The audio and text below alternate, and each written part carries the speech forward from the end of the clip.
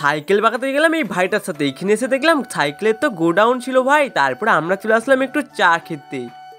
Hey guys, আমি অমিত, তোমরা দেখছো অমিত ব্লগ। চলো শুরু করি আজকের ব্লগ। তো এখন বাজে বিকেল 5টা আর আমি ফাইনালি রেডি হয়ে আছি, কারণ একটা ভাইয়ের সাথে যাব আজকে সাইকেল বাগাতে। তো এই ভাইটা যাবে, তো এর নাম হচ্ছে সানি, ঠিক আছে। তো আমরা দুজনে সাইকেল বাগাতে যাবো রাধানগরে। তো কন্টিনিউ ব্লগটা দেখতে থাকবো আর আমার সাথে তোমরা এনজয় করো। তো ভাইটা এই সাইকেলটা বাগাবে আর আমি বাগাবো এই সাইকেলটা।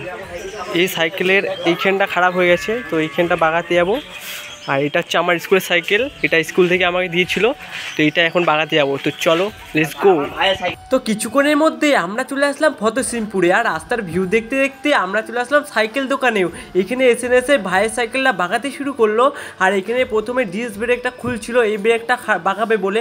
আর আমার সাইকেলটা এখানে দাঁড়িয়েছিল। তো আমি আমার দোকানটা সেই পাশে আছে কিছুটা দূরে। আর দেখো একটা বাস যাচ্ছিলো, এই বাসটা আমার মামাবাড়ির দিক থেকে আসে।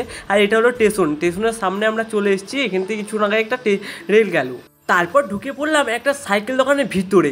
তো এখানে এসেছিলাম কারণ একটা ভাই সাইকেল নেবে, এই যে সামনে যাকে দেখছো এই ভাইটা। তো ওর জন্য আমরা অনেক সাইকেল দেখছিলাম।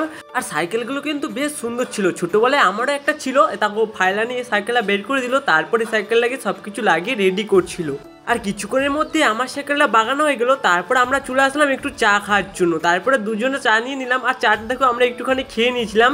আর চা খেতে খেতে হয়ে গেছিলো সন্ধ্যা। তো আমরা যাবো এখন বাড়িতে। আর তোমরা আরও এরকম ব্লগ দেখার জন্য চ্যানেলটাকে সাবস্ক্রাইব করে দাও।